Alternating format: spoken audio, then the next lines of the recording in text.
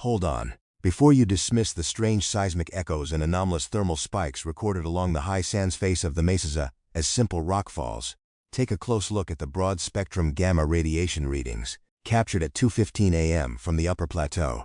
For years, astrophysicist Dr. Travis Taylor, principal investigator Erik, and the Skinwalker Ranch research team have methodically probed the most elusive anomalies in the Uinta Basin.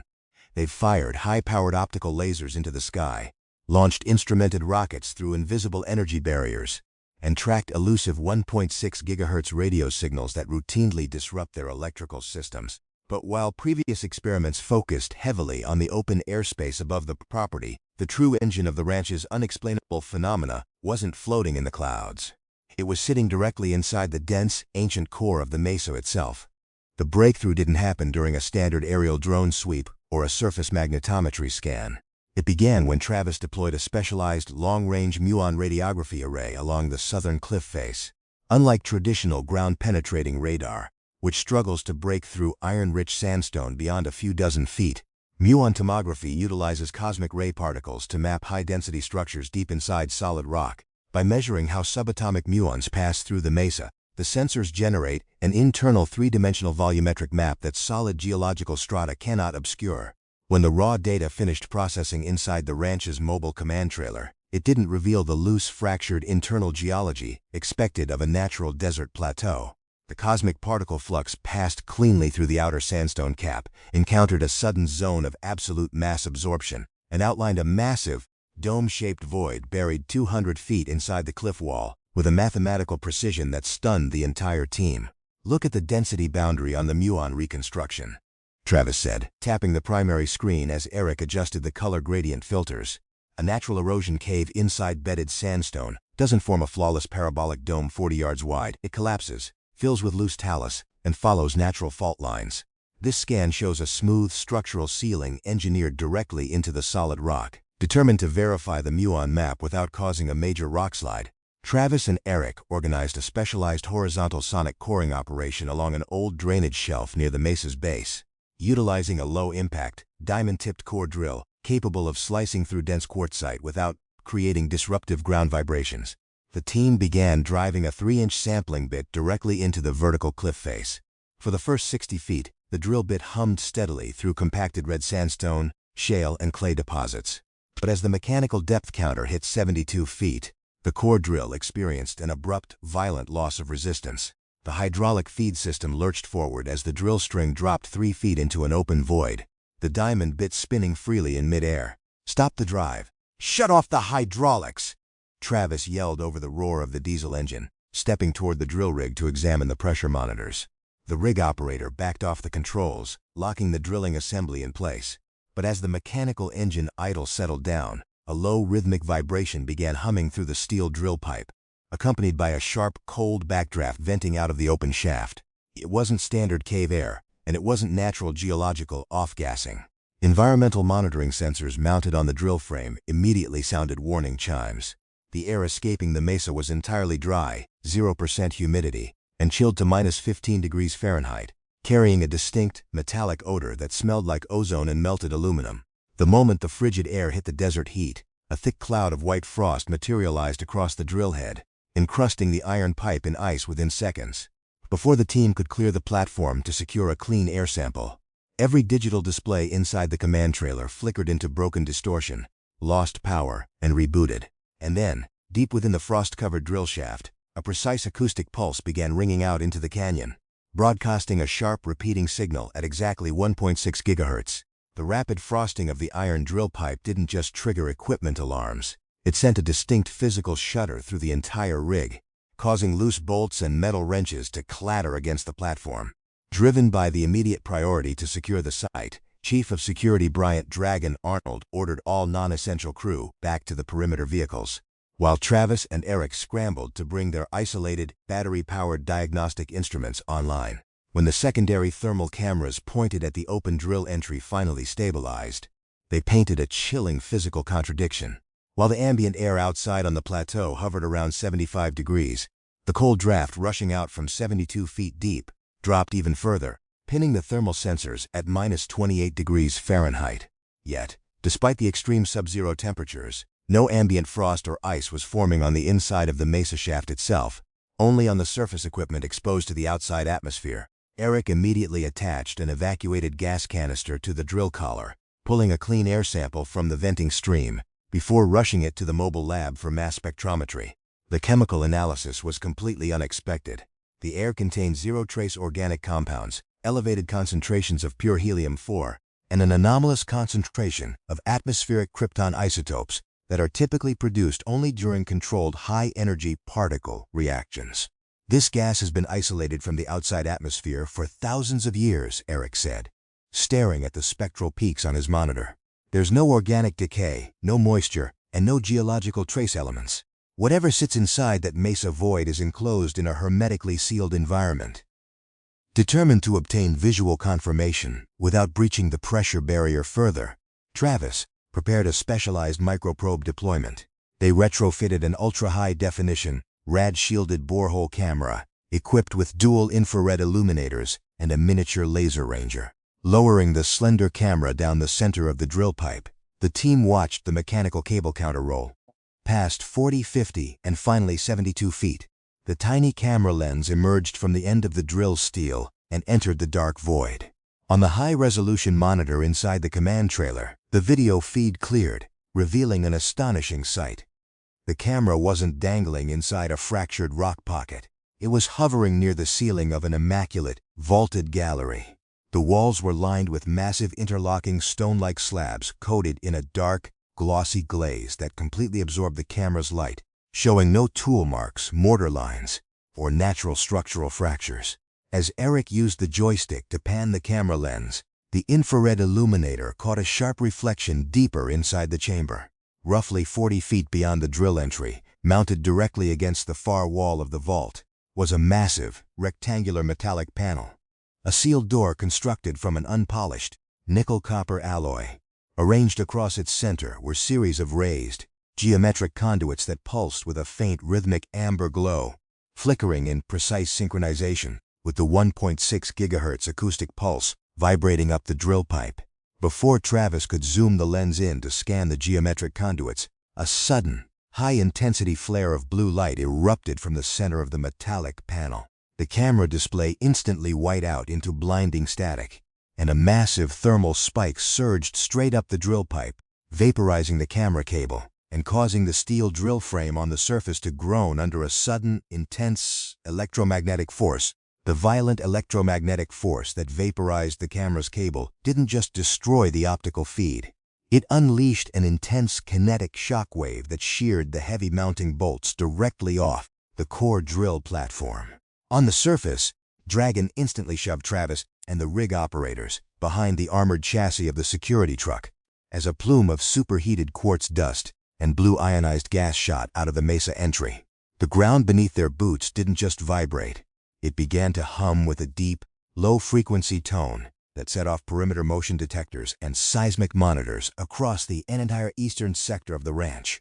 Inside the command trailer, Erik Bard watched as the primary telemetry board lit up with critical alarm codes. "Travis, we've got a massive magnetic surge expanding outward from the Mesa entry point," Erik shouted over the blare of the warning suns. "The 3-axis magnetometers along the cliff line are maxed out. We're reading a localized magnetic pulse peaking at over 4,000 nanoteslas." Travis Taylor scrambled back into the trailer, wiping red sandstone dust from his safety goggles as he pulled up the raw diagnostic logs. "Look at the wave signature, Erik. It wasn't a standard electrical short or gas explosion. The moment our camera's laser ranger targeted that glowing metallic panel, the vault door fired an active electromagnetic counterpulse straight up our drill vector."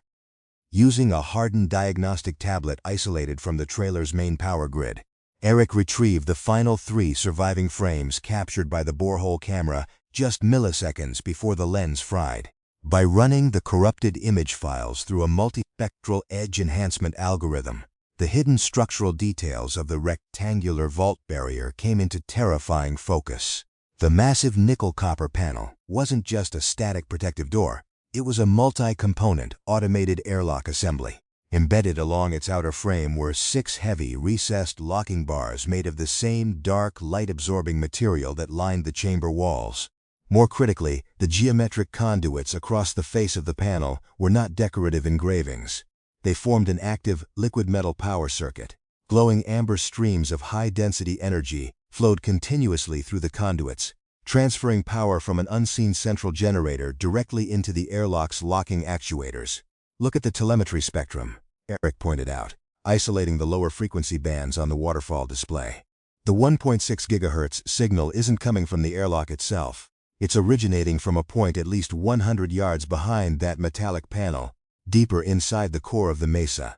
The airlock is acting as an environmental shield, maintaining an isolated subsurface ecosystem." Determined to map the full volume of the internal vault without risking another direct optical insertion, Travis authorized an immediate, non-invasive ground survey, deploying a high-resolution 3D seismic reflection array along the plateau directly above the entry vector. The team deployed a grid of 24 wireless geophones across the Mesa top, utilizing a pneumatic heavy impactor to drive controlled acoustic energy down through the sandstone bedrock. As the heavy pneumatic hammer struck the impact plate, sending sharp seismic waves bouncing through the mountain's core, the returning data rendered on Travis's screen in real time. The seismic profile showed the vaulted gallery extending straight for 120 yards before opening into a vast, subterranean cavern over 6 stories tall. But as Travis zoomed in on the cavern's structural geometry, the data revealed something that made his blood run cold.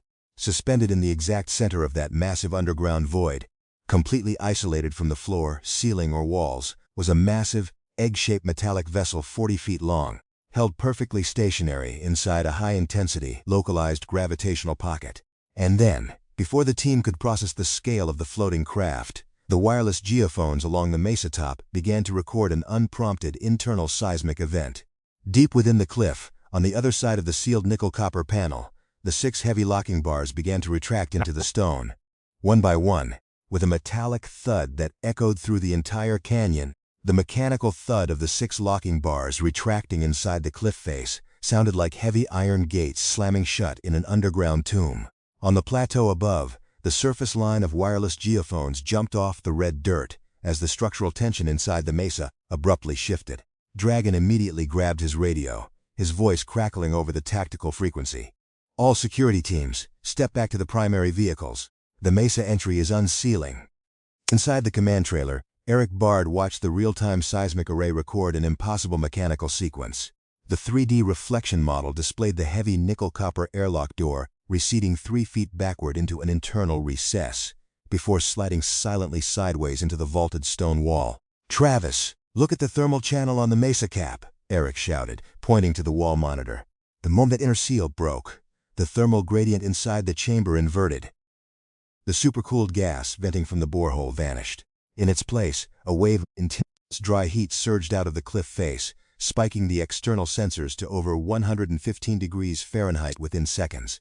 Along with the thermal surge came an eerie, luminous shaft of pale amber light that shot directly out of the drill shaft, painting the canyon walls in a harsh, unnatural glow. Travis Taylor grabbed a portable radio spectrum analyzer and ran toward the base of the cliff, pointing the directional antenna straight into the amber beam. The receiver didn't output static. The low 1.6 GHz signal had modulated into a rapid, rhythmic series of digital data bursts, sounding remarkably like a complex binary handshake. "It's an environmental equalization cycle," Travis yelled over the rushing warm air. "The airlock didn't open because our core drill broke the rock. It opened because our seismic impactor registered as an incoming command code. The system recognized the vibration profile and initiated an automated activation protocol." Inside the mobile lab, Erik scrambled to capture and isolate the digital handshake. By routing the raw 1.6 GHz data stream through a high-speed signal processor, the software began deciphering the layer, building a real-time structural layout of the inner cavern. When the rendering finalized on the main display, the team stood frozen. The decoded data didn't just map the 6-story cavern or the 40-foot egg-shaped craft floating in its center. It revealed a complex biotelemetry loop originating from deep inside the suspended vessel. The telemetry monitor displayed 3 distinct, biological pulse cycles operating at ultra-low frequencies, indicating active, regulated metabolic functions held inside a protected cryogenic stasis environment. "Travis," Erik called out, his voice dropping as he zoomed in on the craft's interior readout. There are active biological entities inside that suspended hull, and whatever wake-up command our seismic survey triggered just started a 30-minute power ramp inside the main reactor core. On the wall screen, a main system timer began counting down. 29, 5, With every tick of the clock, the amber conduits embedded in the stone walls flared brighter, channeling massive electrical currents from a deep geothermal shaft straight into the floating craft's levitation field.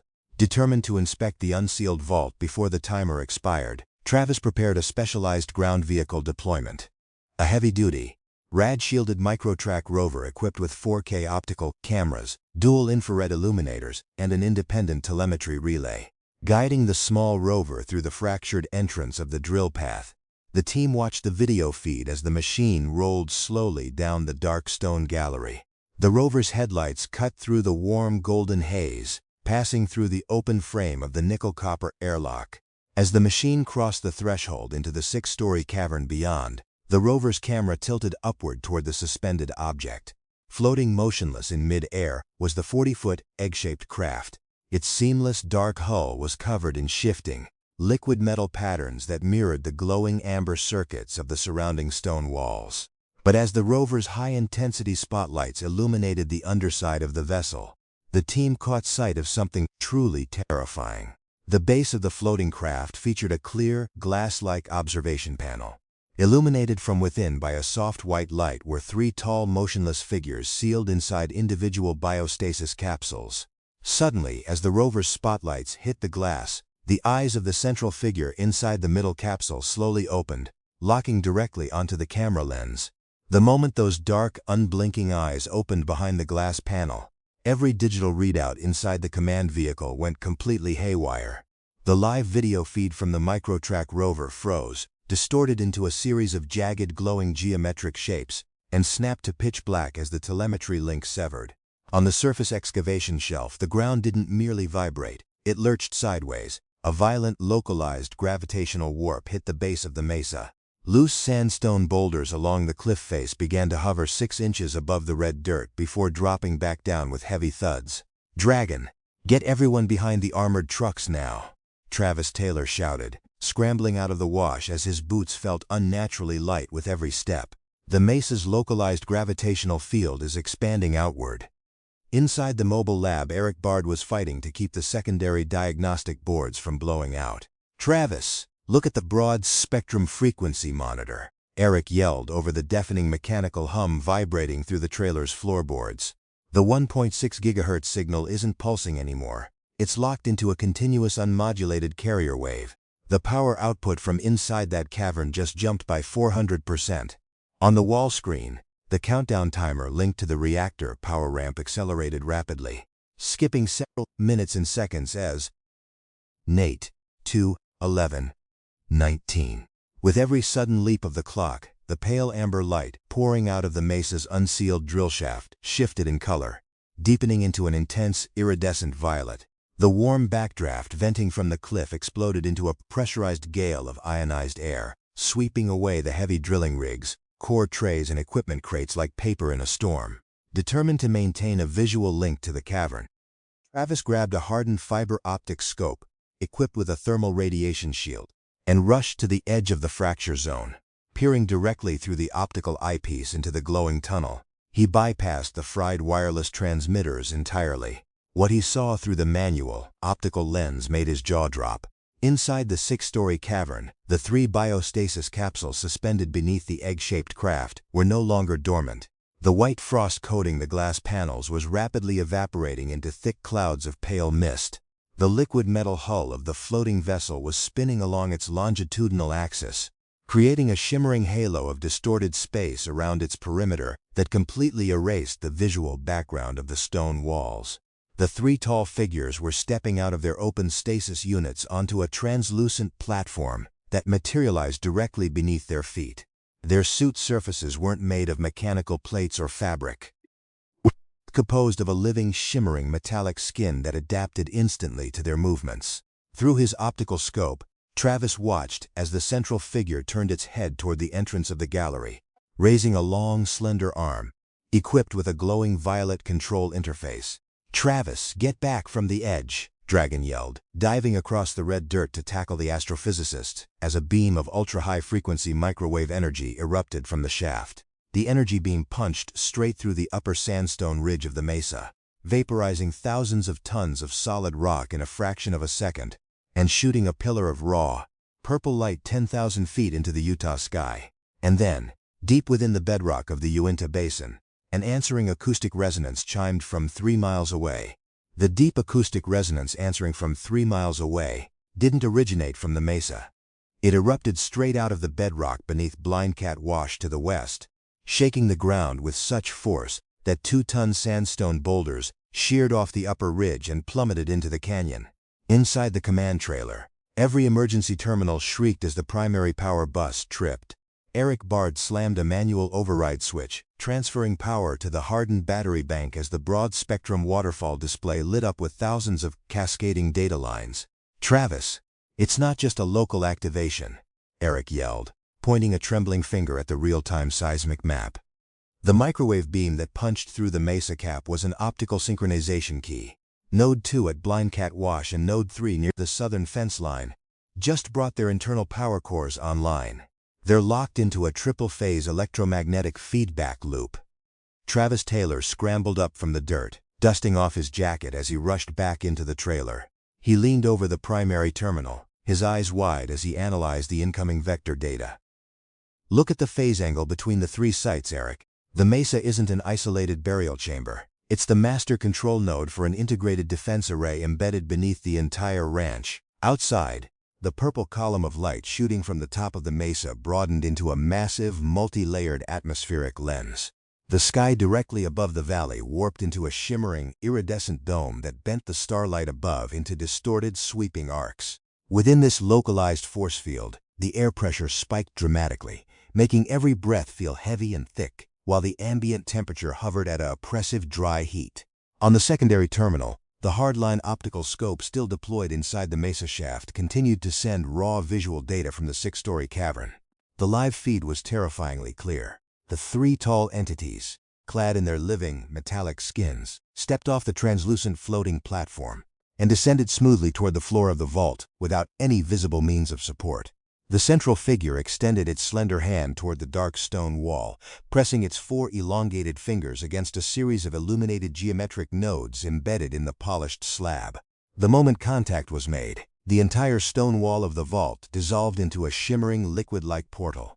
Beyond the threshold was not solid rock or soil, but a vast illuminated subterranean corridor stretching hundreds of yards directly beneath the Uinta Basin. The tunnel was lined with thousands of glowing, amber energy conduits, leading straight toward a massive, underground transit hub situated directly beneath the center of Skinwalker Ranch. "Look at the telemetry throughput," Erik shouted, zooming in on the continuous 1.6 gigahertz data stream. "They aren't just communicating with the other nodes across the property. The transmission is modulating a high-density, interstellar telemetry packet directed straight at a fixed coordinate in the constellation Cygnus." Suddenly, the central entity inside the cavern paused, slowly turning its featureless metallic helmet directly toward the hidden fiber optic scope. Through the monitor, Travis watched as the entity raised its hand, gesturing with a single deliberate movement. Instantly, the optical cable severed, and a violent seismic shockwave blasted out from the base of the mesa, fracturing the plateau floor directly beneath the command trailer. The violent seismic shockwave blasting out from the base of the mesa lifted the heavy command trailer 4 feet into the air, slamming it back down onto its stabilizer jacks with a deafening screech of twisted steel. Outside, the fractured plateau floor split wide open along a 200-yard fault line. The shimmering purple lens, hovering 10,000 feet over the ranch, intensified, casting a harsh, hypnotic glare across the entire valley. Inside the containment zone, the gravitational field broke down completely. Heavy diesel generators, tool racks, and massive chunks of shattered sandstone drifted upward into the warm night air like dust motes in a sunbeam. "Dragon, anchor the perimeter lines," Travis Taylor yelled, clutching the edge of the server rack as his own feet drifted 6 inches off the vibrating rubber floorboards of the trailer. The mesa's central core isn't just generating localized anti-gravity, it's shifting the local space-time metric. Inside the field lab, Erik frantically cleared corrupted data lines to maintain lock on the hardwired diagnostic system. "Travis, look at the global satellite array feeds," Erik shouted, pointing at an isolated terminal. The high-density telemetry beam shooting from the Mesa cap just pierced through the ionosphere. It's locking onto a massive, artificial spatial distortion sitting in low Earth orbit directly over the 45th parallel. On the central wall monitor, the raw 1.6 GHz signal, which had pulsed across Skinwalker Ranch for decades, transformed into a high-resolution, three-dimensional spatial blueprint. The decoded rendering revealed an extraordinary subterranean reality. The Mesa Vault was not merely a standalone command center. It was the central processing brain for a planetary defense grid engineered millions of years ago. The structural corridors uncovered beneath Blind Cat Wash, the Southern Ridge, and the Mesa were all connected to a subterranean planetary transit system carved deep within Earth's granitic crust. "Look at the biotelemetry indicators," Travis said, his voice filled with awe as he pointed to the scrolling data streams. "The three entities inside the Mesa cavern aren't an invading force. They're the original custodians of this installation. They were held in cryogenic stasis for millennia, waiting for a specific threshold of atmospheric and electromagnetic activity to trigger their automated awakening." Down inside the illuminated six-story cavern, the three entities moved purposefully through the liquid-like wall portal, entering the vast subterranean transit corridor. As the central figure placed its hand on a secondary control pedestal, the entire network of gold and amber conduits lining the underground tunnel flared with blinding intensity. Power pulled from deep geothermal vents beneath the Uinta Basin rushed toward the center of the ranch, feeding a massive subterranean reactor core located 1,000 feet beneath the surface anomaly known as the Triangle. Through the surviving external environmental sensors, the team watched as the ground at the very center of the ranch began to glow with a brilliant golden fluorescence. The earth beneath the pastures dissolved into a translucent crystalline matrix, exposing a massive circular subterranean portal, 300 feet wide, opening a direct window into the deep, illuminated chambers beneath the ranch. The unsealing of the 300-foot subterranean portal at the center of the ranch sent a blinding pillar of golden light shooting straight up into the shimmering atmospheric lens overhead.